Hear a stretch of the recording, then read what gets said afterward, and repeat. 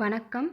Tamil Nadu librarians அமைப்பின் மூலம் அனைவருக்கும் தேசிய மாணவர் தின நல்வாழ்த்துக்களை தெரிவித்துக் கொண்டு என் உரையை துவங்குகின்றேன். இன்று ஒரு மாபெரும் சரித்திரம் படைத்த சாதனை நாயகரின் பிறந்த தினம். நமது பிறப்பு ஒரு சம்பவமாக இருக்கலாம், ஆனால் நமது இறப்பு ஒரு சரித்திரமாக இருக்க வேண்டும் என்று கூறியதோடு மட்டுமல்லாமல் அதன்படியே வாழ்ந்தும் காட்டிய நமது இந்தியாவின் முன்னாள் குடியரசுத் தலைவரும் ஏவுகணை நாயகருமான டாக்டர் ஏ.பி.ஜே. அப்துல் கலாம் அவர்களின் பிறந்த தினம். கனவு காணுங்கள் என்ற ஒற்றை வார்த்தையால் இந்த உலகையே திரும்பி பார்க்க வைத்த ஒப்பற்ற மனிதர். இந்தியாவின் தென்கோடியில் ராமேஸ்வரத்தில் ஜைனுலாபுதீன் அஷியம்மா தம்பதியரின் 7வது குழந்தை கண்ட அந்த கனவுதான் இன்றைய இளைஞர்களுக்கெல்லாம் விடிவெள்ளி. தனது ஆசிரியரை அழைத்து கொண்டு கடற்கரையில் பறவைகள் எப்படி பறக்கிறது என்று கேள்வி கேட்ட ஒரு 10 வயது சிறுவனுடைய கேள்வி, நானும் அதை போல வானில் பறக்க வேண்டும் என்ற கனவுதான் இந்தியாவின் லட்சியமாக மாறிப்போனது.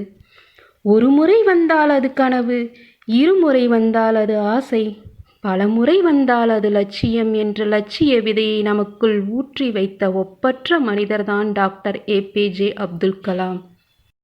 அப்துல் கலாம் இன்று உலகமறிந்த பெயர். இந்தியாவின் மிகச்சிறந்த சிந்தனையாளர், அணுவியல் மற்றும் விண்வெளியில் பல வெற்றிகளை கண்ட விஞ்ஞானி, இந்நாட்டின் ஏகமனதாய் தேர்ந்தெடுக்கப்பட்ட குடியரசுத் தலைவர். இத்தனை புகழும் வெற்றியும் ஒரே நாளில் இவருக்கு வந்ததல்ல. எளிய குடும்பத்தில் பிறந்த ஒருவருக்கு இதுவெல்லாம் எப்படி சாத்தியமாயிற்று என்ற ஒற்றை கேள்வியில் கேட்டுவிடலாம். ஆனால் ஒரு வரியில் இதற்கு பதில் சொல்லிவிட முடியாது. சாதனைதான் ஒரு மனிதனை மற்றவர்களிடமிருந்து தனித்து காட்டுகிறது, சரித்திரத்தில் இடம்பெறச் செய்கிறது. பெயரினாலோ, படிப்பினாலோ, பதவியினாலோ அல்லது பரம்பரையாலோ அடையாளம் காட்டப்படுபவர்கள் சாதாரண மனிதர்கள். தாம் செய்த அரும் செயல்களால் அடையாளம் காட்டப்படுபவர்கள்தான் காலம் கடந்தாலும் நம் கருத்தில் நிலைத்தவர்கள். அவர்கள்தான் சாதனை மனிதர்கள். சரித்திரத்திலே இடம்பெறும் சாதனையாளர்கள் இவர்கள்தான். தேடிச்சோறு நிதம் தின்று பல சின்னஞ்சிறு கதைகள் பேசி மனம் வாடி துன்பம் மிக உழன்று பிறர் வாட பல செயல்கள் செய்து நரைகூடு கிளப்பருவம் எய்தி கொடுங்கூற்றுக்கு இறையென பின்மாயும் பல வேடிக்கை மனிதரைப் போல் நான் வீழ்வேன் என்று நினைத்தாயோ என்றார் பாரதி. வீழ்வதற்காகவா இந்த பிறவி? அல்ல, வெல்வதற்காக. நம் பெயரை நமக்கு பின்னும் உலகம் சொல்வதற்காக.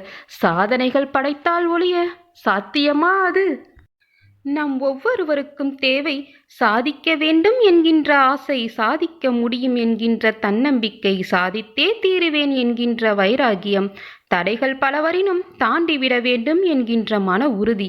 எளிமையான குடும்பத்தில் பிறந்தாலும் தனது அயராத முயற்சியினாலும் அறிவியல் ஆராய்ச்சிகளினாலும் ஒப்பற்ற மனித நேயத்தினாலும் இந்தியாவின் தலைநகராக டெல்லியின் மணிமுடியாக திகழ்ந்தார் என்றால் அவரது அயராத உழைப்பும் அசாதாரணமான தன்னம்பிக்கையுமே அன்றி வேறெதுவும் இல்லை. மாணவ செல்வங்களே இந்தியாவின் உயிர் மூச்சு என்ற கொள்கையோடு அவர்களது முன்னேற்றத்திற்காக தனது வாழ்நாளை செலவிட்ட அற்புத மனிதர். இந்தியா வல்லரசு ஆவதற்கு முன்னோட்டமாக பொக்ரானில் அணுகுண்டு சோதனையை நடத்தி காட்டி வல்லரசு நாடுகளுக்கு நாங்கள் சளைத்தவர்கள் அல்ல என்று சொல்லாமல் சொன்ன வீரர். தனது உரைகளினாலும் புத்தகங்களினாலும் தன்னம்பிக்கை விதைகளை மாணவர்களிடையே விதைத்து அவர்களது முன்னேற்றத்திற்கு உழைத்த சமுதாய சிந்தனையாளர், எதிர்கால இந்தியாவின் கால கண்ணாடி, மதங்களை கடந்த புனிதர், 64 கோடி இளைஞர்களையும் 2.5 கோடி மாணவர்களையும் சந்தித்த ஒரே ஆசிரியர். மாணவர்கள், நீங்கள் சின்ன சின்ன குறிக்கோள்கள் வைத்துக் கொள்வது குற்றமாகும், மிகப்பெரிய இலக்குகளை அமைத்துக் கொள்ளுங்கள் என்று கூறுகிறார். மாணவ சமுதாயத்தின் அளவு கடந்த ஆற்றலை நமது நாட்டின் முன்னேற்றத்திற்கு எப்படியெல்லாம் உபயோகப்படுத்தலாம் என்பதற்கு அவரே முன்மாதிரியாக திகழ்ந்தார். ஏவுகணைகளை முதலாக 100% நம் நாட்டிலேயே தயாரிக்க திட்டம் வகுத்தார். நாட்டின் பல்வேறு பகுதிகளில் உள்ள பொறியியல் கல்லூரிகள், பல்கலைக்கழகங்களில் உள்ள மாணவர்களை சந்தித்து இத்திட்டத்தில் பங்கேற்க வைத்தார். அக்னி ஏவுகணையை தயாரிக்கும் பணியில் சென்னை ஐஐடி மாணவர்கள் உருவாக்கிய பிரத்யேக மென்பொருள் தொழில்நுட்பத்தை பயன்படுத்தி அவர்களை கௌரவித்தார். அனைத்து விண்வெளி திட்டங்களிலும் தனது வெற்றிகளுக்கு பக்கபலமாக இருந்து செயல்பட்டது மாணவர்களே என்பதை தனது பேச்சின் மூலமாகவும் சுயசரிதையில் தனது எழுத்தின் மூலமாகவும் வெளிப்படுத்தினார். சாதாரண நாட்டுப்புறத்து பையனாக இருந்தாலும் நானும் ஒரு நாள் வானத்து உச்சியை எட்டுவேன் என்ற நம்பிக்கையை ஒவ்வொரு மாணவனும் தன்னுள் வேர்விட வைத்தால்தான் அவரது எண்ணத்திற்கு செயல்வடியும் கொடுக்க முடியும் என்று கூறியுள்ளார்.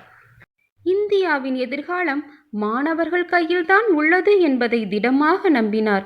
இவர் மாணவர்கள் மீது கொண்ட பற்றினை போற்றும் விதமாக 2010 ஐநா சபை அப்துல் கலாம் அவர்களின் பிறந்த நாளான அக்டோபர் 15 உலக மாணவர் தினமாக அறிவித்து இவருக்கு பெருமை சேர்த்தது. இந்த பிரபஞ்சத்தோடு ஒப்பிட்டால் மனிதன் ஒரு சிறு அணுதான். ஆனால் அணுவின் வலிமை அளவிட முடியாதது. உங்கள் வலிமையும் அளவிட முடியாதது என்பதை மாணவர்கள் நீங்கள் உணருங்கள். நிற்கலாம், நடக்கலாம், உடுக்கலாம், உறங்கலாம் என இருக்கலாம் என்றிருந்த இந்தியனை விழிக்கலாம் என தட்டி எழுப்பி இனி உழைக்கலாம், படிக்கலாம், சிந்திக்கலாம், பறக்கலாம், ஜெயிக்கலாம், சாதிக்கலாம் எனச் சொன்னவர் நம் அன்புமிகு அப்துல் கலாம். யாரும் கலாம் ஆகிவிட முடியாது. முயன்றால் கலாமை போல ஆக முடியும். நான் பூமியின் மேல் ஒருபோதும் தவள மாட்டேன். ஆகாயத்தின் உச்சிதான் என் இலக்கு.